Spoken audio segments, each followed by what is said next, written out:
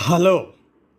కానమోకు కథావచనం మోహనవచనం పరిజ్ఞాన హితభాండం నిత్య చదువరి శ్రోతలకు ఆహ్వానం.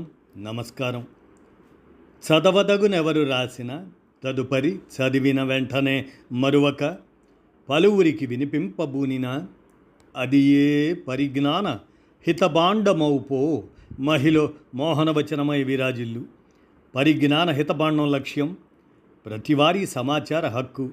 ఆస్ఫూర్తితోనే ఇప్పుడు ప్రొఫెసర్ జి హరగోపాల్ విరచిత అంశంగా ప్రజాస్వామ్యం ప్రమాదంలో రాజకీయం తీరు మారడంలో అనేటువంటి అంశాన్ని మన కానమోకు కథావచన శ్రోతలకు అవగాహన నిమిత్తం ఇప్పుడు వినిపిస్తాను, వినండి. ప్రజాస్వామ్యం ప్రమాదంలో రాజకీయం తీరు మారడంలో అనేటువంటి ఈ అంశాన్ని ప్రొఫెసర్ జి హరగోపాల్ అందజేయగా మన కానమోకు కథావచన శ్రోతలకు అవగాహన నిమిత్తం ఈ అంశాన్ని వినిపిస్తాను. ఇక వినండి. మారిన రాజకీయం, ప్రమాదంలో ప్రజాస్వామ్యం. 20వ శతాబ్దం మొదటి 5 దశాబ్దాలు 2 ప్రపంచ యుద్ధాలు, వలస పాలనకు వ్యతిరేకంగా స్వాతంత్రం కోసం జరిగిన ఉద్యమాలు చరిత్రను చాలా మలుపులు తిప్పాయి. మన దేశం కూడా ఆ చరిత్రలో భాగమే. గత 8 దశాబ్దాలుగా భారతదేశంలో రాజ్యాంగం ఆధారిత ప్రజాస్వామ్య వ్యవస్థ అమల్లో ఉంది. స్వాతంత్రోద్యమ నేపథ్యంలో వచ్చిన కొన్ని నవలల్లో మన దేశానికి స్వాతంత్రం వచ్చింది అని భావోద్వేగంతో ఒక మధ్యతరగతి ఒక పేదవాడికి చెబితే అయితే ఏమవుతుంది అని అమాయకంగా అడగటం. మనోహర్ మలగాంకర్ తన బెండ్ ఇన్ గ్యాంజెస్ అనే నవల్లో రాశాడు. మన ప్రాంతంలో చాలా చర్చకు వచ్చిన కన్యాశుల్కంలోని జట్కావాడు భారతదేశానికి స్వాతంత్రం రాబోతున్నది అని గిరీశమంటే మన ఊరిలోని హెడ్ కానిస్టేబుల్ మారతాడా అన్న ప్రశ్న చాలా దూరదృష్టితో రాసిందే. సంభాషణ చాలా సాధారణమైనదిగా కనిపించిన బలప్రయోగం లేని ఒక రాజ్యం వస్తుందా అన్న పేదవాడి ప్రశ్న అప్పటికంటే ఇప్పుడు ఎక్కువ రెలవెంట్ అనిపిస్తుంది. ప్రజాస్వామ్యం అంటే రాజ్య బలప్రయోగం మీద నియంత్రణ. పార్లమెంటరీ ప్రజాస్వామ్యం చాలా ఆటుపోట్లకు గురైంది. చాలా 3వ ప్రపంచ దేశాల్లో ఈ మాత్రం ప్రజాస్వామ్యం కొద్ది కాలమైనా నిలవలేకపోయింది. చాలా దేశాలు నియంతృత్వంలోకి, సైనిక పాలనలోకి వెళ్ళిపోయాయి. మన దేశంలో ప్రజాస్వామ్యం కొనసాగటానికి ఒక సమగ్రమైన రాజ్యాంగం తోడ్పడింది. బాబాసాహెబ్ అంబేద్కర్ రాజ్యాంగాన్ని రూపొందించడంలో కీలకమైన పాత్ర నిర్వహించాడు అనే కీర్తి ఆయనకు దక్కింది. రాజ్యాంగం మీద దాడి పెరిగిన కొద్దీ అంబేద్కర్ను మననం చేసుకోవటం పెరుగుతున్నది.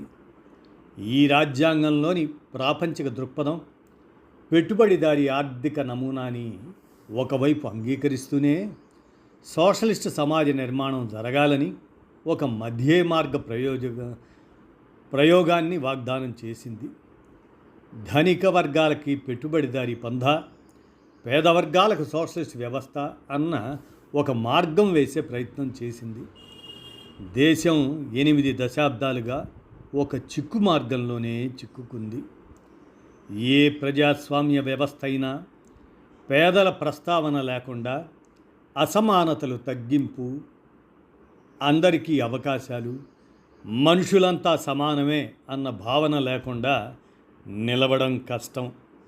అందరూ సమానమే అన్న భావనను డాక్టర్ అంబేద్కర్ చాలా దూరదృష్టితో ఎన్నికలలో రాజకీయంగా మనం సమానత్వాన్ని కల్పించాం. ఒక మనిషి, ఒక ఓటు, ఒకే విలువ. ఈ సమానత్వం ఆర్థిక, సామాజిక సమానత్వాన్ని సాధించకపోతే మనం ఎంతో కష్టపడి నిర్మించుకున్న ఈ ప్రజాస్వామ్య సౌధాన్ని ప్రజలు బద్దలు కొడతారు అని హెచ్చరిక చేశాడు అంబేద్కర్. కానీ విచిత్రంగా సామాన్య ప్రజలు రాజ్యాంగాన్ని సొంతం చేసుకుంటున్నారు. పాలకులు రాజ్యాంగం మీద దాడి చేస్తున్నారు. ఎన్నికల రాజకీయాల్లో రాజ్యాంగం కల్పించిన సమానత్వం డాక్టర్ అంబేద్కర్ ఆశించిన సమానత్వ దిశలో కాక సమాజంలోని తీవ్ర అసమానతలు ఎన్నికలను నిర్దేశించడంతో పరిస్థితి పూర్తిగా మారిపోయింది. గత 8 దశాబ్దాలలో మొదటి 2 దశాబ్దాల్లో సోషలిస్ట్ నమూనా లాంటి వ్యవస్థ అన్న భావజాలం ప్రచారంలో ఉండేది. కానీ క్రమక్రమంగా పెట్టుబడిదారీ వ్యవస్థ బలపడుతూ వచ్చింది. ఇందిరాగాంధీ నాయకత్వంలో ఈ వైరుధ్యం కొంత స్పష్టత పొంది సమాజంలోని అసంతృప్తి విభిన్న ఉద్యమాలకు దారితీసింది.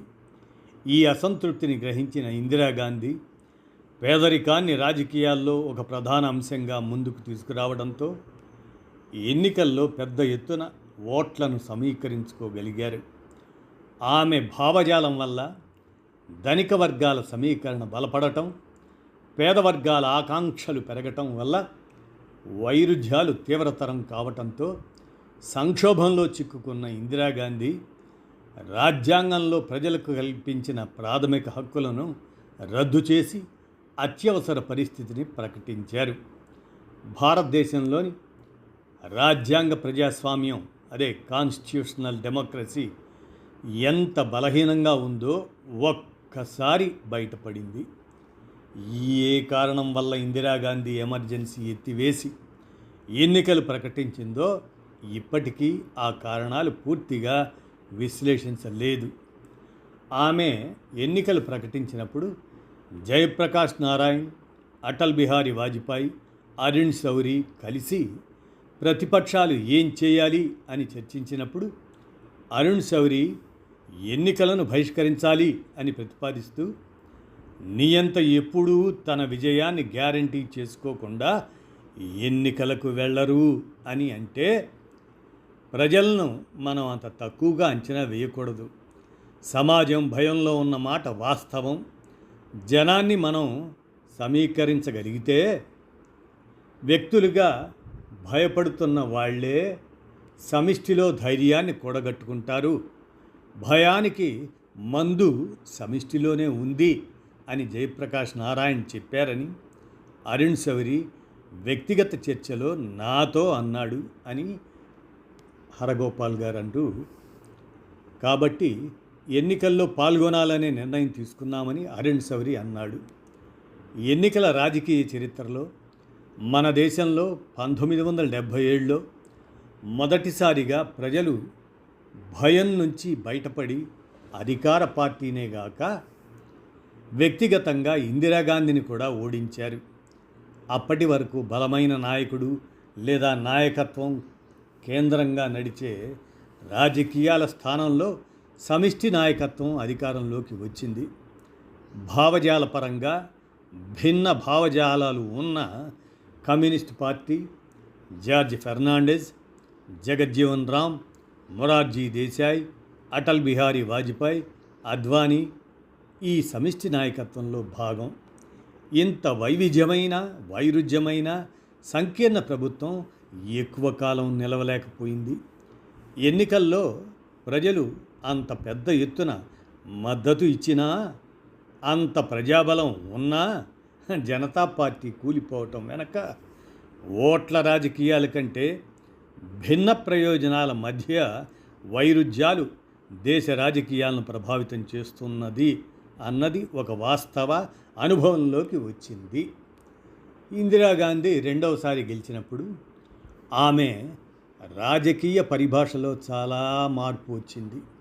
ప్రధానంగా ఆమె పేదల గురించి మాట్లాడడం చాలా వరకు తగ్గించింది. భిన్న వర్గాల మధ్య వైరుధ్యాలు ఎక్కడికి దారితీస్తాయో అన్న అనుమానంతో దేశ సమగ్రత, సమైక్యత అనే నినాదాన్ని ముందుకు తీసుకువచ్చింది. దీంతోపాటు తన సోషలిస్ట్ భావజాలం స్థానంలో పెట్టుబడిదారీ మార్గమే ఏకైక మార్గం అనే నిర్ణయానికి రావడం, ఆమె హఠాన్మరణంతో రాజీవ్ గాంధీ ప్రధానమంత్రి కావడంతో రాజ్యాంగంలోని సోషలిస్ట్ భావజాలం గురించి మాట్లాడడం దాదాపు రద్దయిపోయింది.